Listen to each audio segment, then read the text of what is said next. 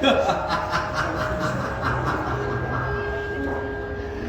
jenenge paugeran bedah Raja Bandara Jambaya Putri kuwi ora iso ilang, pengadatan kuwi ora iso ilang yen isih ana peperangan sing lanang nek kalah dipateni, ratune nek kalah dipateni, sing wanita kuwi nek ora ayu kuwi dipateni, nek kowe ora pateni eman-eman.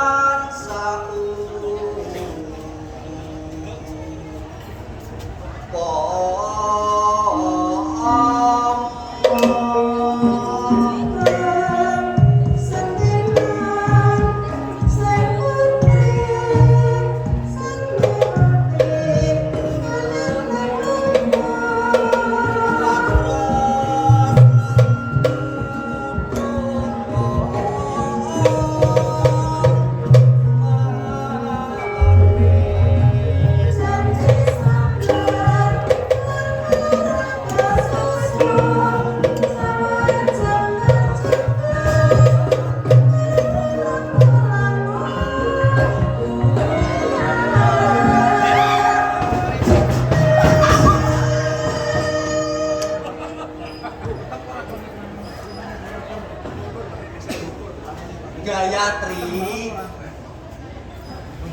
kok kowe ora gelem ngladenipun paman wis sebab apa?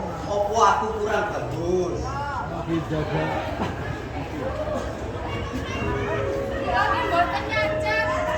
Bagus enggak tak akon iki sampeyan panjenengan pancen bagus. Apa kurang sugih? Lagi mboten wong gedene Prabu sampun mesti soge. Napa melih kejawi menika ketiwangi juragan kok. Ya mesti soge. Ananging sing arane tresna menika mboten mawas bondo jono paman Prabu. Temasa mingra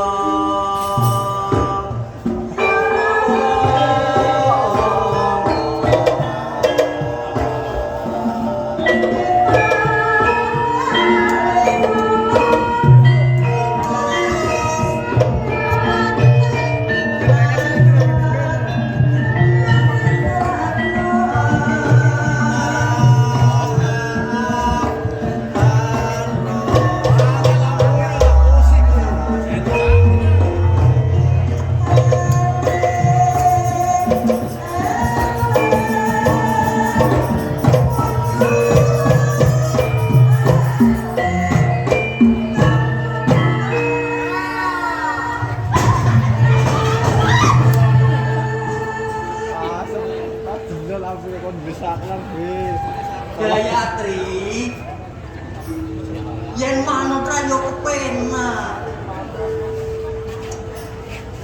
Panjenengan kok ning kalih kula.